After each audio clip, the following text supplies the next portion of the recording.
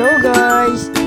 Tayo magluluto ng adobong baboy. At meron tayo dito ng asin, nor cubes, toyo, suka, at mantika, tubig, at mga pampalasa ng ating baboy.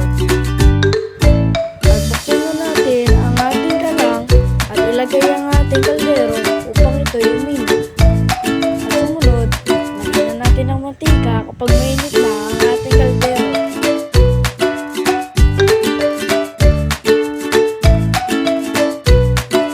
At ating haluin ang ating mantika.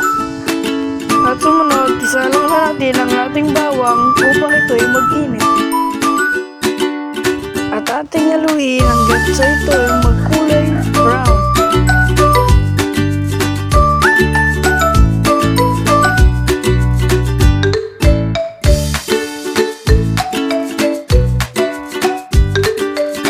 At sumunod, isalang na natin ang ating sibuyas para sumabay sa init ng ating bawang.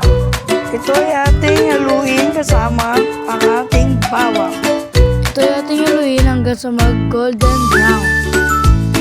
Pagkatapos nun, tayo ay maghugas ng ating kamay para mapanatiling safety at masarap ang ating pagkain. At dito, inilalagay ko na ang ating baboy. At pagkalagay ko nito, ako'y naghugas muna para maiwasan ang mga germs sa pagkain at mahiwasan ang mga bacteria. Ito'y ating tatakpan hanggang sa ito'y kumulo.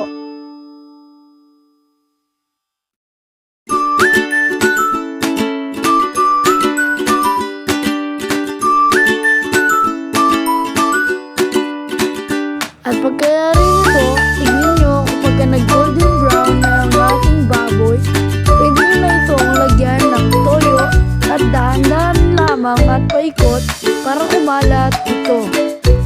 At pagkayari nito, ito'y ating haluin at isusunod na natin ang ating suka. At dito, ang ating suka ay bubuhin na natin ng paunti-unti para ito'y makalat.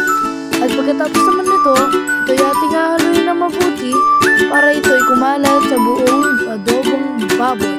At kapag ito'y napansin yung ulo siya sa sabaw, maaari nyo siyang lagyan ng kaunting tubig para ma-maintain ang balance ng pagkain at ang kanyang lasa. At pagkayari nito, ito'y ating ihaluin para kumalat ang lasa sa ating baboy. At bago natin ilagay ang nor cubes, maghugas muna tayo ng kamay para sa ating kalinisan. At pagkalagay ng nor cubes, takpan nito ng mabuti at atayin itong kumulo. Pagka nakita nyo okay na ang ating nor cubes, maghugas tayo ng kamay at maglagay na tayo ng ating asin. Unti-unti lang natin ito para hindi masyado maalat ang ating pagkain. Sabay na natin dito ang paminta para sa pampalasa sa ating pagkain. At pagkatapos ito'y ating haluin para kumalat ang ating nilagay ng pampalasa sa ating pagkain.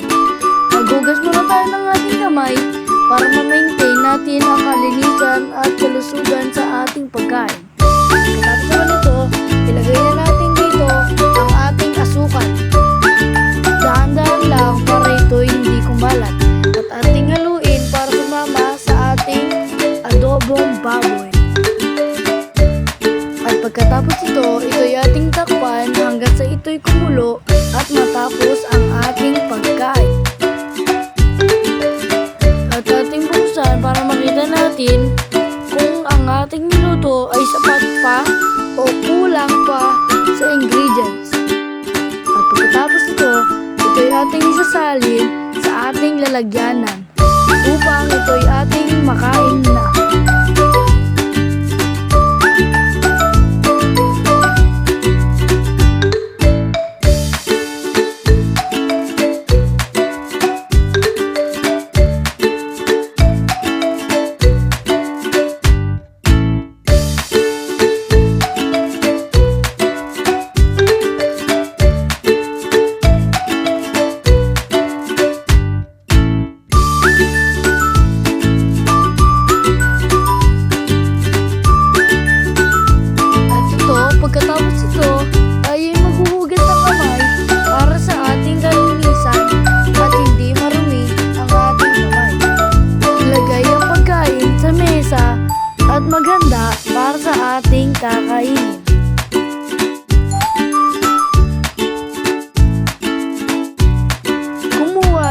sapat na kanin para sa ating sarili.